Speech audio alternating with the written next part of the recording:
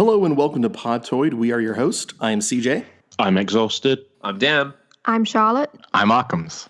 And this is episode 408. I'd like to welcome Exhausted to the show. Very nice of him to fill in for Chris, who was out this week. So welcome, Exhausted. Yeah, it's good to be here.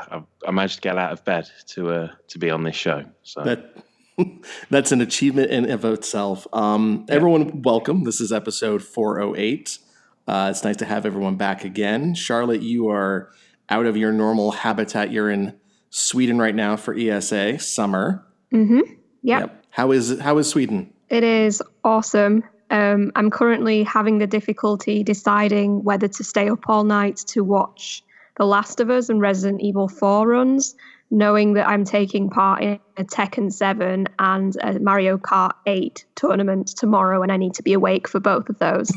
So there's just not enough time. There's so much to do here. We've got tournaments going on, like casual tournaments that anybody can join in. We've got 2 streams going on. I'm volunteering. It's crazy. It's crazy. And I'm still doing Podtoid. That sounds crazy. You might find that if you stay up all night, it like unlocks this next level of gameplay in you, and you go straight through and just win those tournaments tomorrow. No, I'm going to crash out of both of them. So I'm half considering just dropping out so I can stay up all night without feeling bad about it, but we'll see. If you want to follow my usual fighting game tournament tactic, it's pay to enter, buy your train ticket, and then not show up and get disqualified and don't get a refund. That's worked for me many. That's worked for me many weekends, including this one. In fact, Was it a Mortal Kombat tournament?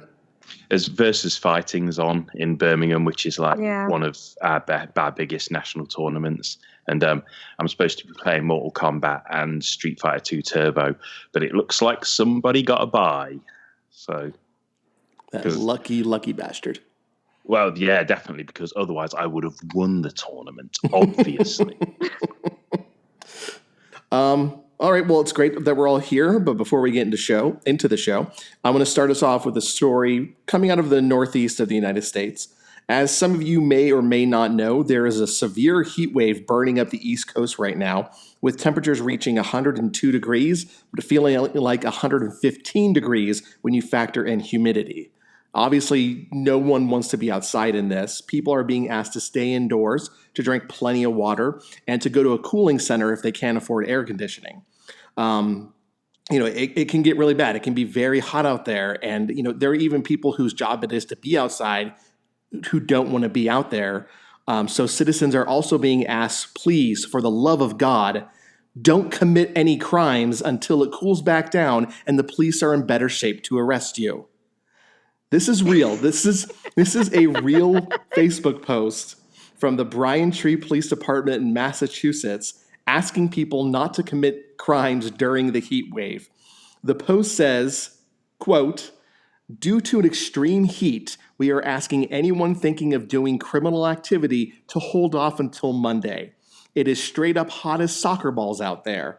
Conducting criminal activity in this extreme heat is next level henchman status and also very dangerous." Real quick, CJ. Yeah. Did they actually say hot as soccer balls and next level henchmen? I am quoting the Facebook post verbatim. I would go on a murder spree, the likes of which that town has never seen, just based solely on that little press release. Stay home, blast the AC, binge Stranger Things 3, play with the Face app, practice karate in your basement. We will all meet again on Monday when it's cooler. Sincerely, the Popo. P.S. No spoilers, please. We're still watching season 2. Does that make you more or less want to go on a murder spree when they sign off their own Facebook post, the Popo? I just start burning churches immediately. Like commit every like hate crime against property, not people, but property you can. Because that's the Popo. Shut the fuck up. Whoever wrote that was definitely in their 50s. Or they're in their 50s, or they're like someone's grandkid who's like 20. It's That's a boomer.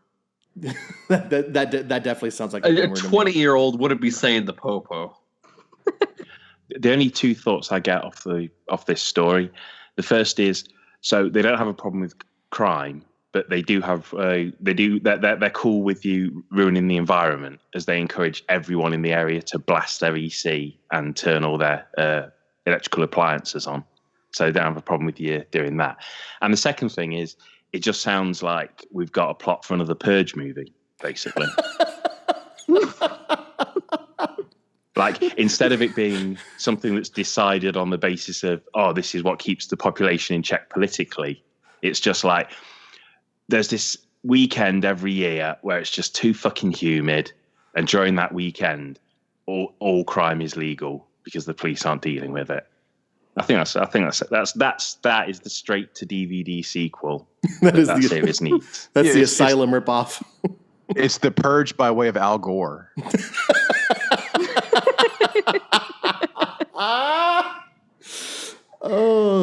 I mean, when I read this, the first thing I thought is, it's not a bad idea. Why don't we simply ask criminals not to commit crimes more often? I mean, even when it's not a heat wave, it just seems like a practical idea of maybe that'll be the best way to deter crime. Hey, it'd be great if some criminals read that and were like, oh, so we're not supposed to be doing this like all the time. Like they just prefer if we did it never. And there's all crime was just like solved. I was going to rob that bank. But Stranger Things 3. I haven't started on that show yet. Because, neither have I. I'm just in the past. Like I've got to get through, I don't know, something like House or Taxi, or before I even get to that. Well, all right. Well, definitely watch Taxi. Much more than House. Watch that. Well, I only watch shows in chronological order of when they came out.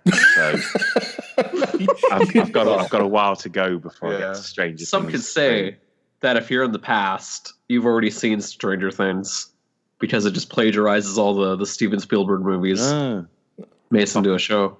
You've got to start with I Love Lucy first. I bet you haven't watched that. Not in its entirety. I've seen some. I've seen some Gilligan's Island, so I'm about to move on to Colour. So. Have you seen any of the Honeymooners that makes comedy out of domestic violence? Straight to the moon, Alice, or whatever that catchphrase is. Yeah. Look, One of these days. Look, I made a fucking Equalizer reference last week, so you at least know I'm at 86, okay? Well, to be fair, Alice did have dreams of becoming the first female astronaut. Yeah, well, that's true. My second thought on this was, would you be nervous if you were a resident of Braintree and if you thought your police force couldn't do their job in the heat? I mean, I know this is Massachusetts, and the only two crimes there are someone stealing a ceramic lamp from a pottery barn and whatever racist shit Boston gets up to. But, I'd be worried if my local police force stopped functioning because it was hot. Let me rephrase that. As a white person, I would be very worried if my local police force stopped functioning because it was hot. I mean, in the UK, and I've had arguments with people about this, but things shut down when it snows, which is getting ridiculous because it snows every year now. Let's go ahead and move on and get talking about games. And Charlotte, we're going to start with you at the ESA. Tell us about the arcade room. Yeah. So last year we had a quick and crash machine that's been there since 2017, and people get obsessed with that. I think so if people don't know what a quick and crash machine, it's a Namco really old arcade machine where it's like a shooting gallery, and it's got 4 levels, and the lowest time I think anybody's got is low 2 seconds, like just a bit over 2 seconds. And my personal best at the minute is just under 5, so I've got a lot of work to do. And also there's pod racing. There's a load of pinball machines, including Mario pinball machine and Teed Off. I saw that picture, yeah. Yeah. There's a Yubito machine, which is like a rhythm action sort of game from Japan, and also a Groove Coaster machine, which is a very similar thing, but it's more tactile, so you're like moving a sort of knob around. I knew as soon as I said knob that Occams would make a joke. And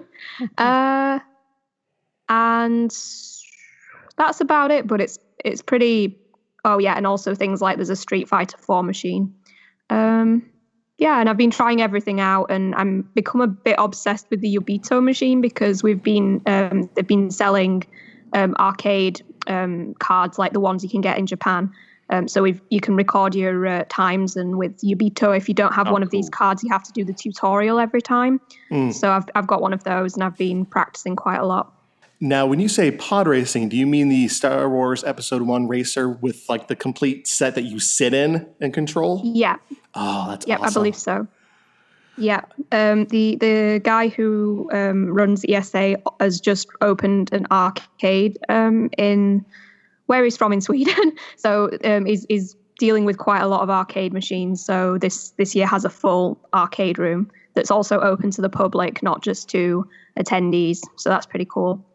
But apart from the arcades, everybody's got their own meme games and like games that they've discovered through speedrunning that they're trying to get everybody to try out. Mm-hmm. And one of them is this really, really crappy 505 beat 'em up called Street Boys. And it has the worst English localization I have ever seen. And the music is awful, but somehow everybody is getting addicted. And I think they've got like 7 TV, like CRT TVs set up with PS2s, all running Street Boys, and they're getting everybody to try to get the world record on a level. And I think they've got like 25 people have now got joint world record. So it's kind of crazy what communities do when they come together. Wow, I'm looking at videos of it right now, and boy, that is one janky ass looking game.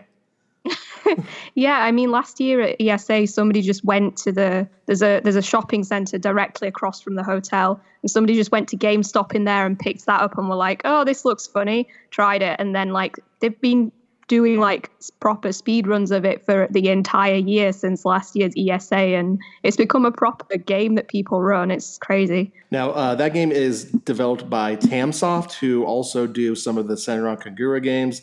They did Toshinden. Let's see what else they did. Something called Power Smash, which sounds like a sex move. One Chambara. So I was thinking it was maybe like a developer that made just one crappy game and zoned out. But no, this is Tamsoft. I know their work. Tokyo Beatdown's another one that I like. So what has been your favorite game that you played at the arcade? I would say probably Groove Coaster, actually, because it is very similar to Yubito. Like it's doing commands to music, but without like, the dancing that you do with DDR or something. Mm-hmm. The only problem with Groove Coaster is more enjoyable because you can like, it's sort of like a button that you can interact with by pushing it in different directions or by tapping the top of it. And so it's really fun, and like switching between like pulling it around and then tapping on it is really, really interesting, more than Yubito, which is literally just like a grid of buttons that you press in time to the music. But the arcade, as far as I can tell, the arcade cards that we have only work with Yubito, so there's no real way of progressing in Groove Coaster, which is kind of disappointing. Yeah. I think Groove Coaster on balance is probably my favorite. If I had like I think it's a Nessica card that you have to have for that one. If I had one of those, I think it would be more enjoyable. But yeah. All right. How many more days are you at the event for, or is it finishing today? No, I'm there for another week. I'm leaving. Oh, it's just started. Yeah, it only started. Yes, it's really weird because I arrived on Thursday and I'm here for 11 whole days. Oh, okay. So right. Time is losing its meaning, but I'm here for quite a long time. Yeah. That's what I'm like on the last day of E3. It's like I don't know what day it is. I don't know what time it is. I don't know where I am. Time and space no longer matters to me. Just get me the F out of here. All right, Occams, let's go ahead and move on to you. I see you've been playing so many games this week. My God, there's too many to count. Yeah, so you know what? I played so many. I don't really have. I mean, it's like a Chinese buffet where you eat a lot, but nothing really sticks in your mind. So I'm going to talk about a movie I watched instead. Speaking of Chinese buffet, I watched a blaxploitation film called Tattoo Connection. It stars Jim Kelly, who y'all might know is the black guy from Enter the Dragon, and also the black guy in a lot of other kung fu movies. I'm going to read you the plot because I didn't get about half of this until I've read the plot now. It says, after a diamond mine worth an estimated $3 million American is stolen, the insurance company, I did not know this, by the way, sends their top agent, former CIA operative Lucas, Jim Kelly, to Hong Kong to find it. Okay. I thought he was just a CIA agent and they just needed the diamond back, but I didn't realize the insurance company sent a trained like kung fu master to recover. Who's a fucking insurance agent to recover this diamond. Yeah, it really adds a whole new layer to the movie. It's so good. Let's see. Meanwhile, the gang that stole it, led by one Mr. Liu, is aware of Lucas and is determined to prevent anyone from interfering with their plans, eliminating threats by any means necessary.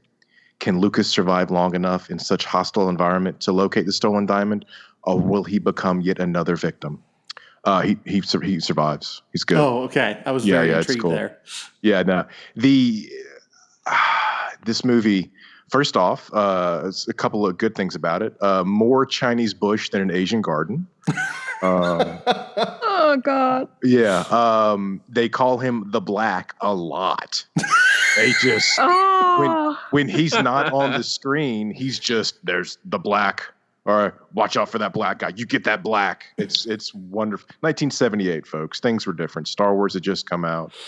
The world was a simpler place. It's an amazing movie. Bolo Young, who y'all may know as the Big Jack dude from Chris, help me out. He's in Enter the Dragon, right? He is Enter the Dragon, but he was the bad guy in Kumite. Oh, Kickboxer. Yeah, Kickboxer. Okay, I know that one. Bloodsport. Bloodsport. Yeah, so he was famously Big Jack guy, real famous bad guy character actor for all these kung fu movies. Sand in the eye. Yeah, and it was amazing, and just so much gratuitous nudity and women being helpless. And just all the highlights of these 70s blaxploitation kind of kung fu movies. I can't recommend it enough. Everything is overdubbed, which is just wonderful. So a lot of the Chinese guy who's are clearly speaking Chinese have voices like, "Hey, you look over here now. What we're gonna do is go," and it's so wonderful. It makes me wish that somebody would take this genre, keep in the bush, like maybe add a little bit more bush, but bring it back as a video game. I think that would be wonderful. And it made me really miss Jim Kelly, who I found out passed away from cancer in 2003, give or take. But yeah, so it's a fun movie. Really great to see how Asian people thought of blacks in the 70s and vice versa, by the way. Though Jim Kelly, pretty high-class dude. Some of his friends, though, not as high class. So it was a good one. I wonder if that film has found its way into any of Quentin Tarantino's references throughout his career. Because Lord knows he loves the blaxploitation. Oh, yeah, he does. Goddamn, and just dropping in bombs. I guess he's earned street cred somehow because he sure does it a lot, and no one seems to care. Something I noticed too: an amazing soundtrack, like legitimately like good. I'm trying right now to find a copy of it, either as a record or a CD or something to download. Looked it up, kind of thinking, oh, it must be some like 70s funk soul producer guy. It was. A Swedish fella named Anders Nilsson, who looks like Edgar Winter, if he maybe stood in the sun for about 30 seconds. And just some weird shit right there. But apparently he was a very prominent 70s funk soul producer, Swedish white dude. You're going to have to remind me. Oh, Edgar Winter. Okay, never mind. Now I was thinking Edgar Wright. I'm like. Yeah, no, I get it. No, the albino slide guitar player with the sideburns. Yeah. I would say it looks like if a snow fox took human form.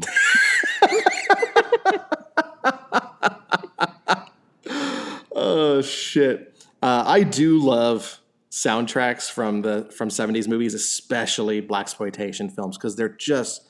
I don't want to say they're just so funky, but that's kind of what they really are. And it really doesn't surprise me that it was a Swedish guy doing the soundtrack, because you had Ludwig Göransson is the guy who did the Black Panther soundtrack, which. You would not expect that music that is so filled with African instruments and the music of Africa to come from a Swedish guy, and yet there it was. Yeah, that's a really good point. Yeah, I was blown away. I actually sent a buddy of mine who music and movies and things. I was like, this movie is fine. You're not going to like it, but listen to the music. And he's kind of on the same quest now to find the soundtrack, and it's really, really good. Nice. This week on Thursday, I got my copy of Marvel Ultimate Alliance 3, The Black Order. Got that a day early, but then couldn't play it until last night because of work.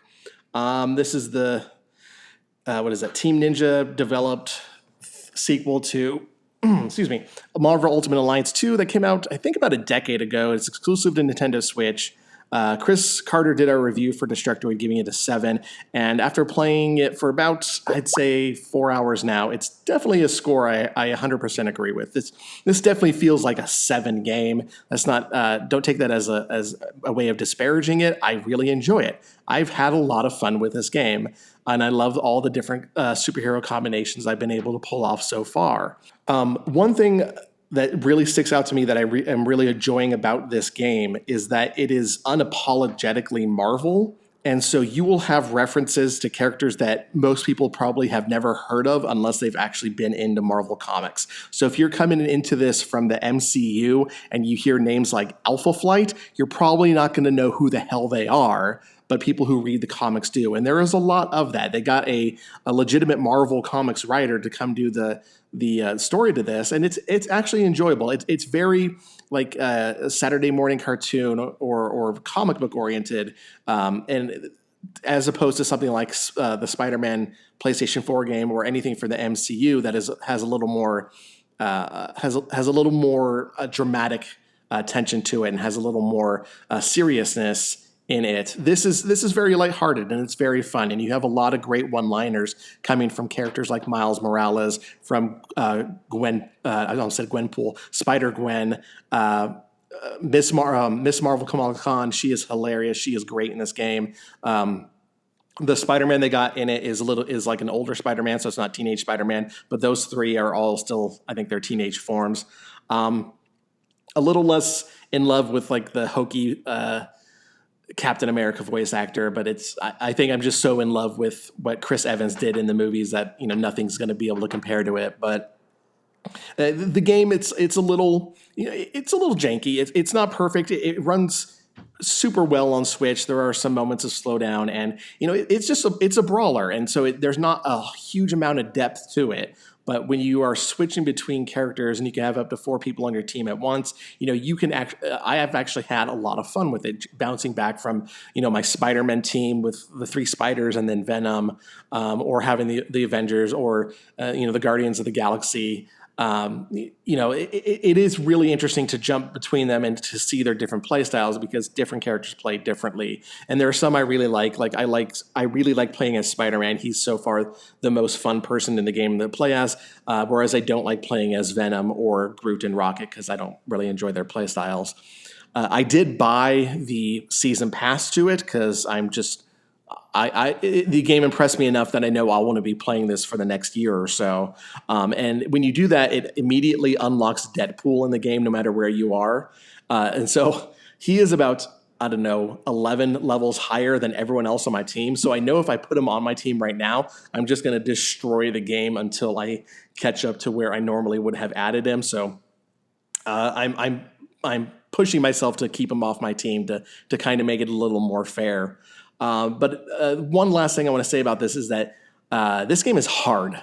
Like, there are several battles in this game against bosses like an electro-charged Venom or Dr. Octopus that I have just won by the skin of my teeth, with like 3 of my teammates down and me just as one last like Wolverine trying to take him down. So I cannot remember the last time I've played a game that's challenged me as much as this one has. And so I think that's one of the things that's really keeping me going in it, is that, this is kind of a throwback to when all games were hard. This is now, the first hard game I've played in a very long time. And for that, I'm really enjoying it. I'm looking forward to playing this eventually. I really like the other ones, the earlier games. I'm sorry they're not on PlayStation 4, but I'm happy that Switch has an exclusive for this, and it's a cool game. I'm still, as I said in the comment on the review, I'm waiting on Juggernaut. And really just a more fleshed out roster. I kind of understand the Marvel centric focus. What's Marvel game? I kind of understand where they're going with the roster, but I like the weirdos and I like the kind of odd characters. Something maybe a little bit outside the usual realm. I'm glad that what's her name, Kamala Khan, Marvel girl. Yeah, I don't. Miss Marvel. I'm aware of her. I don't really know a lot about her in the comics, but I think she's kind of fun. I'm going to see the roster beefed up a little bit, but when I do eventually get a Switch, I know I'm going to pick this up. These games are always a good time. Yeah. And I mean, one thing I've definitely preferred about this one over, say, PlayStation 4 Spider-Man is that the immediacy of getting me into the action is so much better here than it was in that game. Because if there's one thing I hate about that Marvel game, and is I hate the opening. I hate the little, oh, well, now here's my backpack. And so here's all the things on the map. Oh, well, here's a tower. And now here's all. It felt so inorganic. No, it felt so inorganic that it just took me out of the game until I got long past that situation. Here, it's just right into the action. You start out as the Guardians of the Galaxy. There is a weird mix with the characters between what you see in the comics and what we've seen in the movies. Because if I'm not mistaken, and anyone who knows this better than me, correct me if I'm wrong, but Groot in the comics is like a brilliant tactician, and he's kind of evil-ish, and he says more than I am Groot. I think I am Groot was a creation by James Gunn for the movies, and that carries over into this game. So he will just say, I am Groot, but everyone looks like they do in the comic books. So it's a weird mashup of those. And if I'm wrong, I'm sure I'll get 20 angry comments about it. But yeah, no, I think it's a game that if you like, we haven't had one of these in a while. And if you like superhero games, it's definitely one you should pick up. I can't convince anyone that it's worth $60 because it is only like a 9-hour campaign and then a bunch of challenges. But I believe I've got my money's worth out of it. I can dig that. Yeah, I feel like Groot is a tactician. I don't entirely remember that. I remember buying the Guardians comics way back in the day when they first started coming out with the new kind of iteration. I mostly bought it because Star-Lord's helmet sort of looked like a space Nazi. Yeah. That was kind of a cool looking helmet. And then a tree person and the raccoon and all. That was kind of fun. So, but that sounds right. Yeah. And one of the things I like is that, if I remember correctly, Marvel Ultimate Alliance 2, you had the fusion moves, which you needed to have certain characters on your team to pull off. And so it really limited a player's ability to experiment with different teams and to bring their favorite characters if their favorite characters didn't have to be part of the same group. It's not really a problem here because you have your combination moves that is just everyone doing their super move all at once. So it works with everyone. It's always really cool to see it pulled off. And having it be that way has allowed me to experiment with a lot of different teams than I would have in that past game. So I think the roster right now, even the base roster, I think is really good. Obviously, there are some choice omissions like Cyclops and Colossus, but they're being added as DLC. I think Blade was in either the first or the second one, and so for him to be DLC is unfortunate, but he's at least coming. And there aren't enough oddball characters. You have Crystal and Lockjaw, but Lockjaw doesn't really play into the game, so you're just playing as Crystal, and she's actually pretty formidable. But yeah, it would be nice if there was like a Howard the Duck in this game or Dupe. Yeah, see, I would love something like Dupe because I don't think a lot of folks know who it is. No. And that he's a he to me, sure. His name is Dupe. That sounds pretty masculine. It sounds aggressive. Let's go with that. But that'd just be a fucking fun character to play as. Just weird and insane. That'd just be fun. Impossible Man. Let's bring him in. Yeah, I'd take either of those. Yeah. All right, moving on. Dan, we're going to finish out with you. You have been getting into some Nazi killing in Wolfenstein: The Old Blood. Yeah, I decided to finally dive into the Wolfenstein games in preparation for The Youngblood, which is coming out, I think, this week coming up. I think so, yeah. And, or next I decided week. to start with the prequel to the New Order, because apparently it just ties like right into the New Order. And it's basically it's the return to Castle Wolfenstein, or like the escape from Castle Wolfenstein, I should say, sort of arc and story.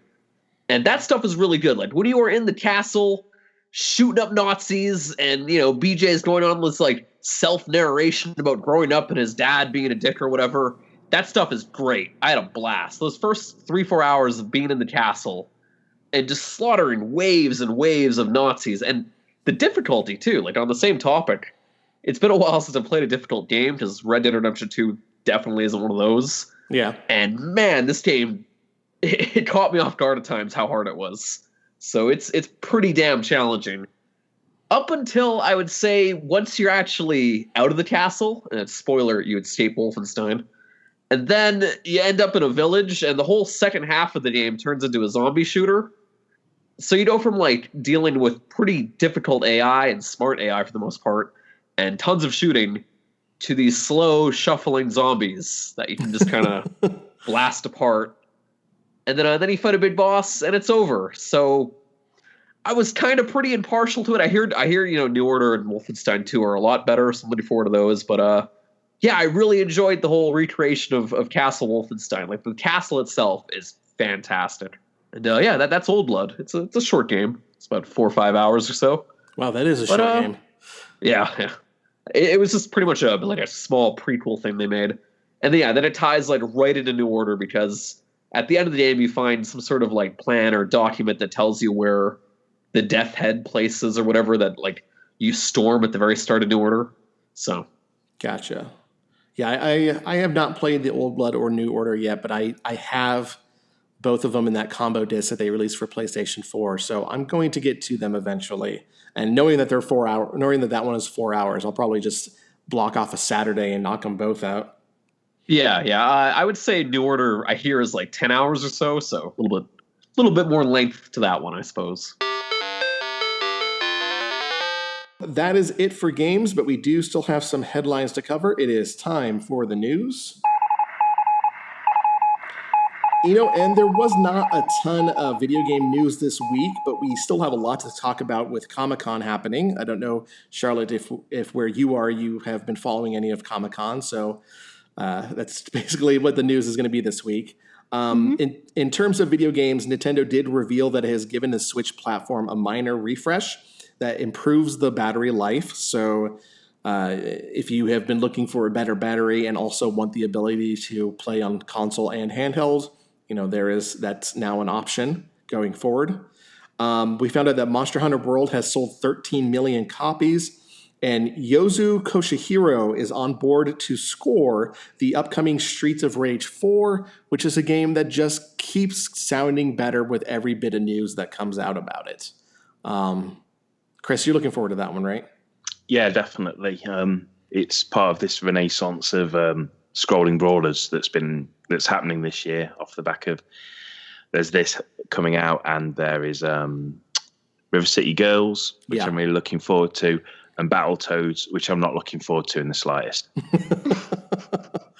It doesn't look very good. It doesn't, and what they did with the jet ski levels or whatever it is, that does not look like it's going to be fun to play. Like when in comparison, when you look at like kind of the awesome pixel work that's being done with RCG, or just that I was talking about, was it last week I was talking about? Yeah, the Wonder Trap. And when you look at the how they're translating with their art into the animation, and then Battletoads looks like let's redesign everything like it's from Cartoon Network and make not having many animation frames a style. And that sounds really harsh, but the problem is those other two games just look so much better. It's true. One of them looks like it's done by a professional studio, and the other one looks like it's being done for Newgrounds. Yeah. Well said. That's harsh, but oh well. Anyways, as I said, the biggest stories of the week are all coming out of Comic-Con, and most of them revolve around superheroes. If you thought Marvel wouldn't be at the center of the zeitgeist after Endgame, think again. At the MCU panel at this year's convention, Marvel laid out its plans for the next 2 years of the Marvel Cinematic Universe and beyond. We're getting sequels, original movies, a bunch of television shows. Let me just run down everything that was announced rather quickly before we get into discussion. In May of 2020, next year, the Black Widow film will release and star Scarlett Johansson as Black Widow and David Harbour from Stranger Things as the Red Guardian, who is basically the Soviet Captain America. And Rachel Weisz will be Iron Maiden, who is an assassin that wears a suit of iron. This film will be directed by Kate Shortland, who is probably best known for her work on 2004's Somersault, which she directed. That's her debut film. In fall of next year, the Falcon and the Winter Soldier streaming series will debut on Disney+. On November 8th, 2020, the Chloe Zhao-directed Eternals film will premiere. This will star Angelina Jolie, Brian Tyree Henry, Kumail Nanjiani, and Selma Hayek. It will also feature Lauren Ridloff, who will be the Marvel Cinematic Universe's first deaf superhero.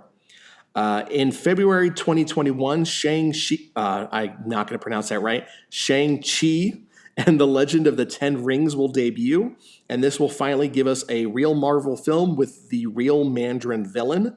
Simu Liu will play Shang-Chi, Awkwafina will be cast as the comic relief, and I expect this movie will make $1 billion in China. Following that, WandaVision will premiere on Disney Plus in spring, and that series will lead directly into the epically named Doctor Strange and the Multiverse of Madness. This movie will feature Doctor Strange and Scarlet Witch.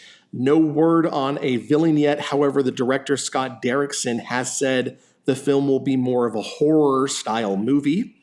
After that, there will be 3 more Disney Plus series, including Loki, the animated What If series starring Jeffrey Wright as the Watcher, and a Hawkeye series that will feature or introduce Kate Bishop into the MCU. Following that, in November of 2021, will be Thor: Love and Thunder. That is Phase 4 alone, but they confirmed even more movies for beyond that. Blade is officially joining the MCU with Mahershala Ali as Blade. The Fantastic Four are officially joining the Marvel Cinematic Universe, as are the X-Men. There is Guardians of the Galaxy Volume 3, which we would have got a lot sooner if Marvel didn't fuck over James Gunn. A Black Panther sequel with Ryan Coogler returning to write and direct. A Captain Marvel sequel. Spider-Man 3, which will be Tom Holland's last film on his current contract and may feature Kraven the Hunter as the lead villain. And there may be a third Ant-Man film. However, it is only a potential project right now.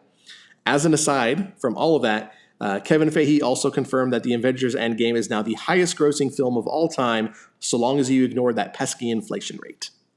So, that is a mouthful. I just want to get some thoughts from you guys on what from the Marvel's announcements you guys were most looking forward to. And Chris, let's start with you. I think the biggest surprise for me was a new Blade. That was something that I hadn't come across the news of that before, and it wasn't even something that I'd considered. Mm-hmm. I kind of roll Blade with characters like the Punisher as people who they don't really want to mix in the MCU because they're a little bit more R-rated, if you know what I mean. Yeah. So that's really cool news. I think that'll be pretty good. I like the idea of the new Doctor Strange film being scarier because they can just mess with reality all they want, and they can really create some genuinely terrifying atmospheres and characters and even creatures in that. I like that they're going with the most. They want to make it the most like horrific or the creepiest or the scariest of the MCU, but it has what might be the most comical name of like all the films in the series because it's like Mr. Megorium's Wonder Emporium or something like that. But I'm pretty stoked for that. As we've talked before on this show, I think it was when we were talking about Disney Plus. I'm not so bothered about the TV shows because there's only so much time for content. Yeah. And I'm not sure if I can. It's a shame because I love these characters. I really like Falcon and the Winter Soldier, and I really like Scarlet Witch, but I'm not sure if I can be tuning into a show I say every week, but obviously I'm sure there'll probably be, as TV shows are now, they just dump them all online at the same time. Do you know what I mean? Yeah. But I'm not sure if I can sit through whole series of those characters, and it's something me and a friend of mine kind of disagree on because he's like, well, as long as it's those characters being played by those people, I love them and I want to see them. But I'm way more, I like taking them in for a couple of hours and then having that break and then checking in on them a bit later. So the idea of me watching like 12 episodes of a character who I usually see a couple of times or once every couple of years, I'm not sure how I feel about that. We'll have to see. I'm sure everyone will love the fourth Thor film. I didn't like Ragnarok as much as everybody else. I think Waititi's fine though, and I'm sure they'll do a great job with this movie. But yeah, I don't want to answer for everybody here. But I'm kind of droning on with this. Do you know what I mean? But it's cool. I think my favorite thing of everything they announced was Blade. Yeah, is the long and short of it. Just because I think it was such a surprise. I really didn't think that was going to happen. Right. Dan, what about you? The X-Men, and also just the potential of the multiverse being a thing, like being an actual thing. Because this all could be leading to the Secret Wars. And if you're going to introduce the X-Men, the concept of a multiverse and the Secret Wars is the perfect way to do it.